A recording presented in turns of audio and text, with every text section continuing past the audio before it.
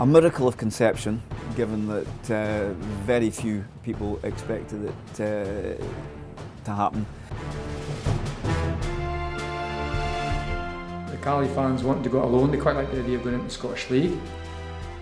Thistle were different. They didn't have the same structured togetherness, maybe behind the scenes, that Caley had. They didn't have a big commercial department, but they were dead against it as well, because I think their concern was different in that they were worried they would get swallowed up by Caley. For me, I know they had so many issues to address to get over the line with the amalgamation. That's the biggest surprise for me in Inverness Caley Thistle's history. It's not the promotions, it's not the Scottish Cup, it's not the European football, it's the fact that they are there at all.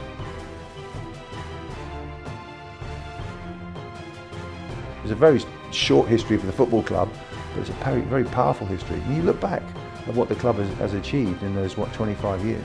It's been sensational, it really has.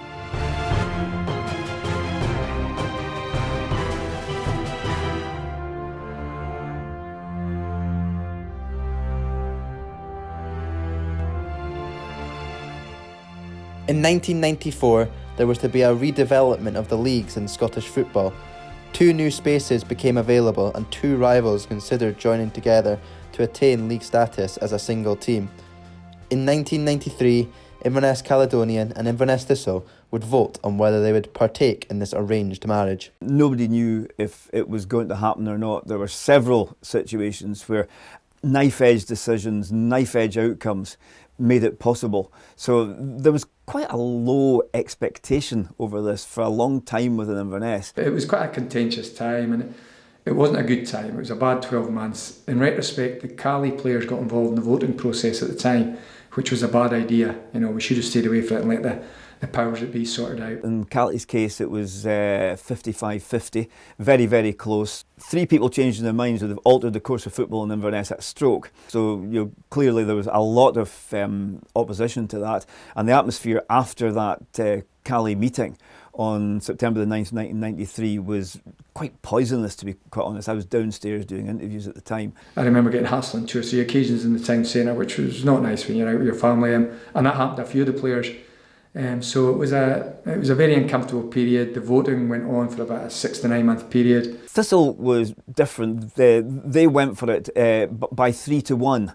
And as we were coming out of the Caley meeting, or as they were coming out of the Caley meeting, somebody said that, there'd been a phone call, oh, Jags have gone for it by 3-1. Some Caley wit said, I'm surprised there were as many as 4 at the Thistle meeting. But it was a lot less contentious in a way among Thistle fans, but on the other hand, for the best part of a year, more than a year in fact, Thistle's assets were tied up by a court interdict. As a result, there were serious complications on both sides of the divide. Once the merger was complete, the newly formed Caledonian Thistle were accepted into Scotland's 4th tier. After 2 years, Inverness was added to the name and the club moved from Caley's Telford Street ground into a ground of their own. 6 years passed and Caley Thistle reached Division 1 tier below the Scottish Premier League, but it was in 2000 that the club announced themselves to the world.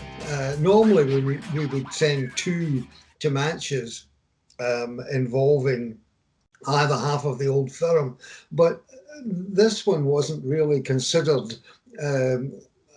grounds for an upset. If a smaller team beats the one of the old firm, sadly a heck of a lot of the spotlight goes on either Celtic or Rangers, and the smaller team are shoved aside. This didn't really happen on this occasion. My favourite 90 minutes of football, Ross, is without a doubt we travelled down to Glasgow Celtic 9th of February, as you say. Interestingly enough, the game was meant to have played 10 days previous on a Saturday, but there was a problem safety-wise with one of the stands at Celtic. Amazingly, took just under 5,000 away fans with us, which is fantastic, because it's a wet Tuesday night, and really performed so well. Got the breaks at the right time, but played against a very, very strong Celtic side. 9 of the 11 that started that night were full international players for Celtic, but we went toe-to-toe with them, and as I say, it's just simply my favourite 90 minutes of football player since I've ever kicked a ball. It's right up there as one of the biggest shock results.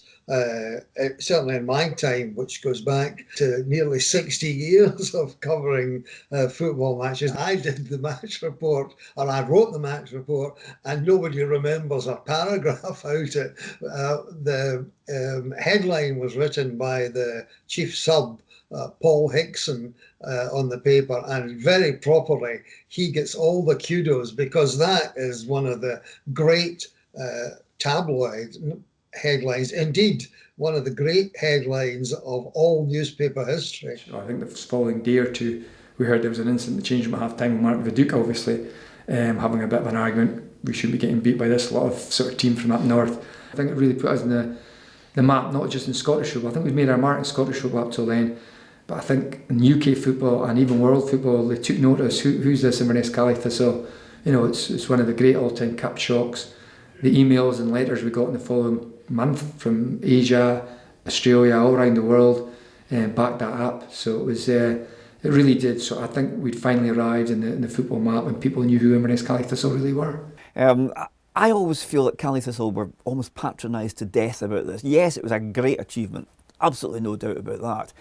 But there was this strange way in which the national media patronise anybody who does anything against the old firm, particularly if they come from the Highlands, because the national media's concept of Scotland stops at the Castle Carey Arches. And as a result, I think it's been overhyped. Great achievement though it was at the time, the club went on to greater things.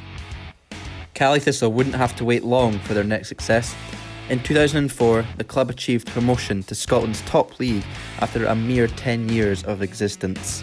We all thought that we could maybe achieve full-time football in the First Division, you know, which is now the Championship. I think we looked at that and thought, that's achievable. You know, we certainly knew we could get out of the Third Division without a doubt. We played these teams in the Scottish Cup. But then we thought, you know, could we take the final step? And a lot of people, including myself, probably doubted that. But 10 years later, we proved everyone wrong. You know, if somebody had said to me when we went down to East Stirling in '94, August '94, that we would be in the Premier League within a decade, you burst out laughing.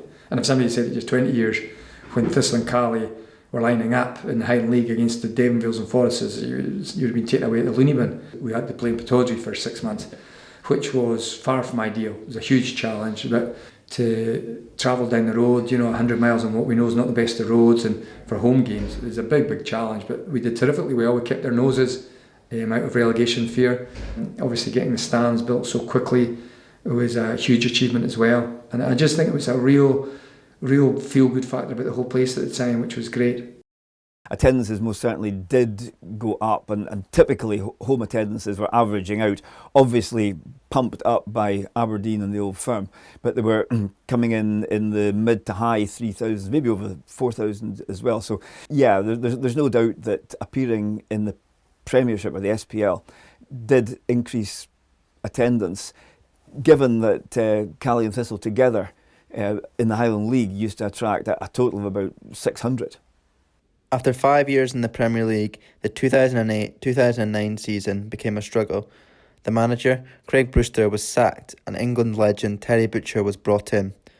Despite finishing with 37 points, Inverness became the record holders for most points to be relegated on and went down on goal difference by 2 goals. Thankfully for Caley Thistle, they managed to return to Scotland's top flight after just 1 season. After a 27-point swing and a record away win at Ayr United, Caley Thistle will be returning back to the Premier League.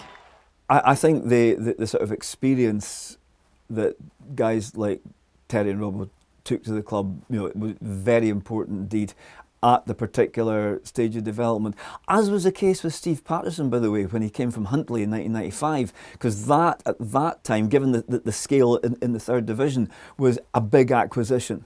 I think that everybody was from outside Inverness, inside Inverness, could see that there was a heart and soul to the club again. We'd sort of got things going the way they were. Because you remember that, you know, several years before I came to the club, that Inverness were, you know, got to the semi-final and beat Celtic 3-1 at Parkhead, etc., etc. And we wanted our team and our club to get back to the heights that had been raised, or the bar had been raised before. We wanted to better that bar, push the bar higher, which I think we did. But you still can't forget your history. Bouncing straight back up was crucial, to be honest. We'd we'd geared ourselves up to be a Premier League club, which even speaking about it now sounds incredible. But we'd had that, was it 5 years, I think, consecutive years in the Scottish Premier League.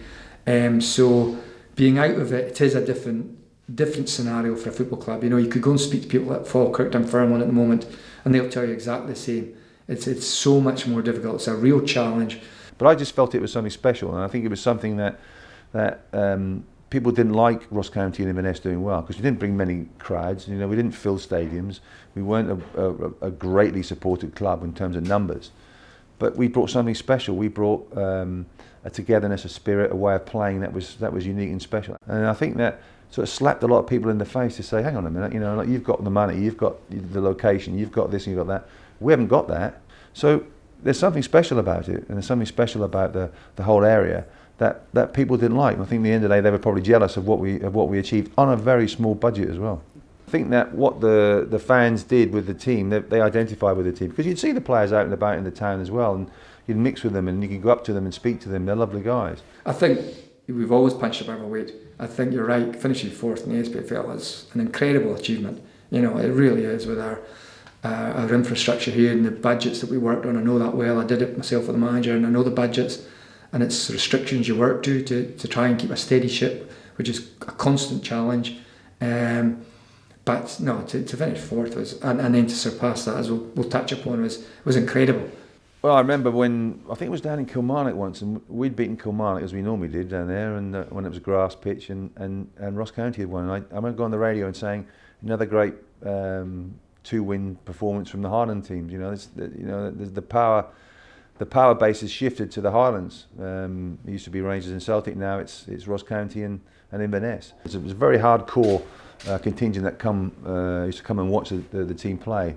And they were sometimes hard to please, but when they got behind the boys, they really did. It was just incredible. You look at the crowds we took to semi-finals and finals, and after my time as well, it was brilliant to watch. There was a lot of respect and a lot of love between the players, the staff, the fans. It was perfect in many respects, and it helped in perfect performances, but in the perfect seasons as too. So there was a real spirit there, and I think that spirit is very hard to produce, but when you do produce it, it's intoxicating. It really is special. Butcher gave Inverness a football team that competed at the top end of Scottish football consistently. When he left for Hibernian, John Hughes would replace him, and he would have a monstrous task to replicate Butcher's success. I do regret leaving. I think it was, at the time, I felt it was the right thing to do. Hindsight's a wonderful thing. It obviously wasn't, but no, I felt like I could change Hibs. I felt I'd gone as far as I could with Inverness, and I was really pleased to see John Hughes come in and take it forward as well. The big thing for me was the way he changed the way we played, you know, and also it coincided with, you know, a great story of John being at training one day and watching our under-19s train after the first team finished, and he asked Scott Kelleher, the first team coach, who the number 6 was. And Scott says, oh, that's Charlie's son Ryan. And he says, why is he training with under-19s? And Scott says, well, he's 17 and a half. And John says, but he's one of our best players at the club. And from Monday onwards, he took him in with the first team. As soon as I kind of broke onto the first team, it was just a bit frustrating for the first couple of months, being known as Charlie Christie's son, and having to kind of try and step out of his shadow a little bit. It all seemed to happen so quickly because I'd been playing for the under-20s for a while. Not really played for the first team at all, being on the bench a couple of times, and that was it. And then he came in and saw me playing a couple of under-20s games and just decided to kind of push me right and threw me in the deep end almost. But it was brilliant for me. And at that time, I think obviously the club were pretty stable in the Premiership, but we were kind of always overachieving, if you will, for a club that was quite small and probably just doing well to stay up every year. Under Hughes, the club would have their most successful season. They had their highest finish, won a major trophy and competed in Europe. However, it was the 2015 Scottish Cup win that stood out. It is the semi-final that is more widely remembered, as Caley Thistle received a lot of luck to beat Celtic at Hampden. In an unexpected final, Inverness would prevail over Falkirk and lift the oldest trophy in association football. I mean, we were going well in the league. I think we ended up finishing third, incredibly, but you know, getting to our first, we'd beaten the League Cup final obviously and got knocked out, beaten by Aberdeen, and that was tremendous. But getting to the Scottish Cup, as we know, carries a lot more kudos than the League Cup. We played a great passing game. The goalkeeper got it down. We played it out from the back. It was totally different. It was a total change in tactics. And I have great admiration for what he achieved. John had to teach the David Ravens, Gary Warrens, Ross Drapers of this world to play in that system. And I know how much work that takes. This, over the years, is what Caley Thistle have done best. My best memories of games have been in the Cup. And it goes right back to a defeat of Livingston at Telford Street in January 1996. And goes right on from there. For some reason or other, this club, notwithstanding its great achievements in the league, this club has had a wonderful pedigree in the Cup. So, maybe it did deserve a bit of a rub of the green. It's a landmark occasion in the history of the Highlands. Take football out of it. If somebody talks about the history of the Highlands, May 2015 will be remembered for winning the Scottish Cup, and that will last forever.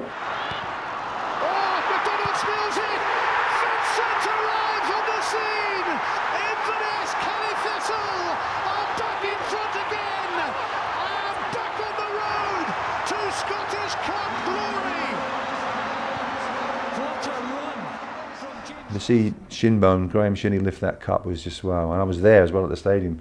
Oh, it was just a sensational feeling, one of the highlights of my life. The day after the Scottish Cup final, there was to be an open-top bus parade through Inverness and a party in the city to celebrate the team's achievements. I had no idea what to expect, and I think obviously we'd celebrated pretty hard the night before, so everybody turned up to the stadium, not really knowing what to expect. It wasn't until we kind of came down past the castle and then over the bridge in the centre, and everybody was lining the streets that I actually realised how many people have kind of turned out.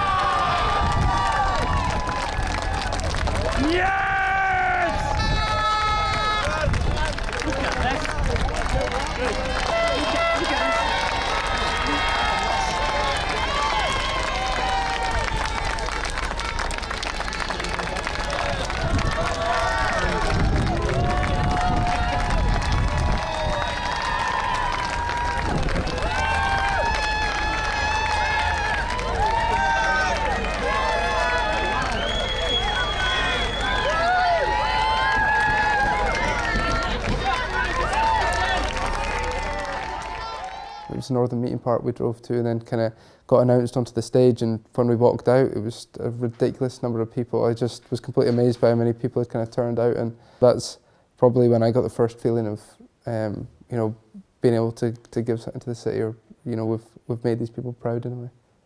I actually met with some former players, which was really nice. We met in a nice hostelry in the city centre, and we had a few beers to toast the cup final win, a few of the former players, which was superb, absolutely superb. It probably showed the togetherness of the club, that the former players got together.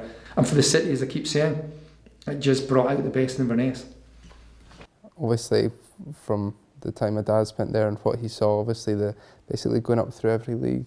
And then when they got promoted to the Premiership, it was his last season, so it was incredible for him to be part of all that. I think my dad's certainly more of a legend there than me, that's for sure. For then, when it was my time to play and having such a memorable season and lifting the Scottish Cup, it was nice that it works its way like that. Even after that, when we went and played in Europe in the first time, and I think especially around that time at the end of that season, there was such an incredible buzz about the whole city for us. We just kind of felt so much support, and it's quite a small city, Inverness, so it's easy to see when everybody kind of comes together. And when we were able to kind of do that through football, it's amazing. I mean, I talked to pub owners, hoteliers, taxi drivers, and they have all done very, very well out of Inverness Caley Thistle in the last 25 years. You can see how busy the city centre is from midday to midnight, and that takes in a lot of revenue from the area. I think there's a bit of research been done. It's been tens of millions of pounds over the 25 years that we've taken to the area. So I think they've been a significant addition to the landscape of the Highlands. 25 years on from the amalgamation, Inverness Thistle's old ground is now a housing estate in Kings Mills. Meanwhile, on the other side of the city, Inverness Caley's ground and home of Caledonian Thistle for 2 years has been replaced by a retail park. Since the two clubs controversially became one, Inverness has had a football team that has tried to forget its origins after the adversity that came with it. but that history has made the club that it is today. Caley Thistle were relegated in 2017 and currently play in the Scottish Championship, but even that is seen as an achievement. When you go back to what the achievement for an Inverness team for 100 years was getting into the Scottish Cup basic round. If somebody said you'd be a mid-table club in the Championship in Scotland 24 years ago, I think 99% of us would have taken that. I remember when I first signed for Celtic, and the first thing all the boys were saying was how impressed they were. Inverness was probably the only other team in the league that could kind of match Celtic. The thing that stuck with me after that, when I look back at Inverness's history, was the European tie, and that game at home that night was that was the surreal moment. There was European football being played in the banks of Murray Firth. Nobody could have dreamt that at all, you know, whether you're a Thistle fan, Caley fan, now a Caley Thistle fan. It was a special time, special club, special place, special memories.